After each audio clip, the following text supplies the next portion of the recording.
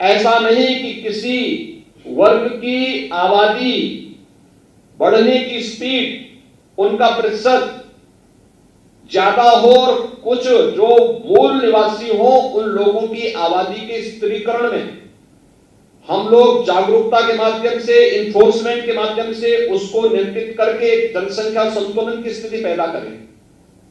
और यह एक चिंता का विषय है।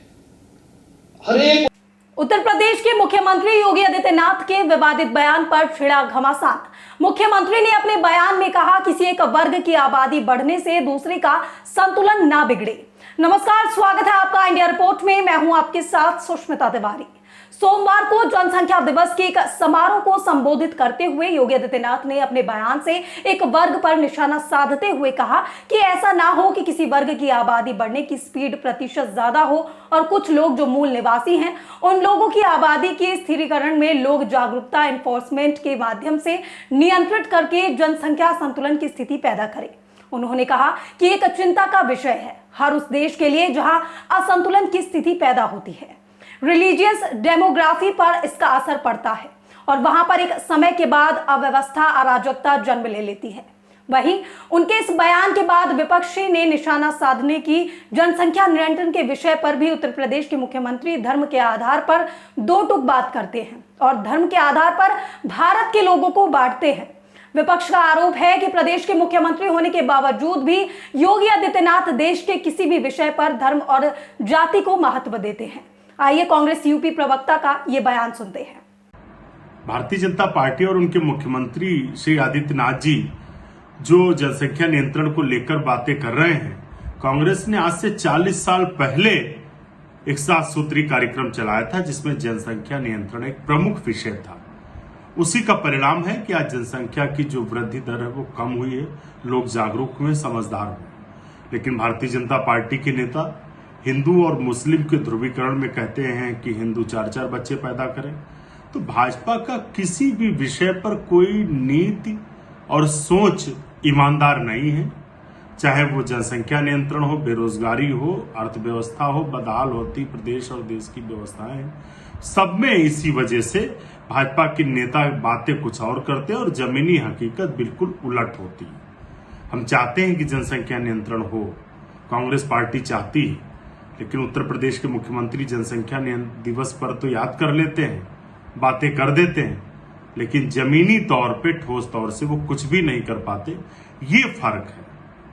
ये थे कांग्रेस के प्रवक्ता जिन्होंने सीधा आरोप लगाया है कि मुख्यमंत्री धर्म के आधार पर लोगों को बांटने का काम करते हैं। और वहीं राष्ट्रीय कोषाध्यक्ष मुलायम सिंह यूथ ब्रिगेड के प्रवक्ता प्रमोद यादव ने भी मुख्यमंत्री पर गहरे आरोप लगाए हैं। आइए उनका ये बयान सुने। सर्वप्रथम जनसंख्या दिवस के मौके पर उत्तर प्रदेश के माननीय मुख्यमंत्री बाबा श्री योगी आदित्यनाथ जी ने जो जनसंख्या नियंत्रण को लेकर अपना बयान दिया है, एक जाति विशेष को टारगेट करके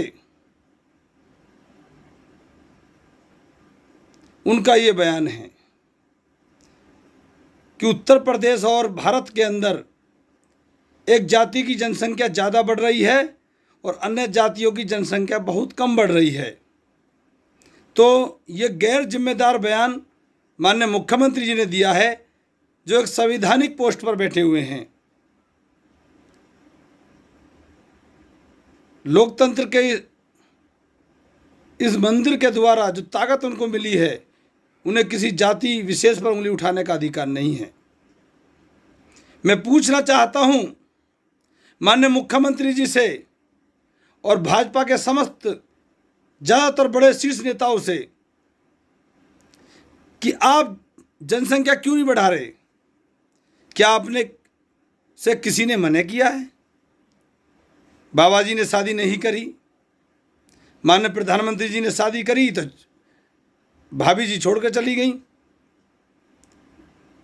और जो भाजपा के संगठन हैं, खासकर आरएसएस, ज़्यादातर जो कार्यकर्ता हैं उसके या पदाधिकारी हैं, सभी अविवाहित हैं। जब आप शादी ही नहीं कर रहे, जब आप बच्चा पैदा ही नहीं कर रहे, तो आपको अधिकार नहीं है दूसरी जातियों पर उंगली उठाने का। पूछो उन लोगों से जिनके औलाद नहीं हैं, अरे ये तो ईश्वर की देन है। किसी के कम बच्चे पैदा होते हैं, किसी के ज़्यादा बच्चे पैदा होते हैं।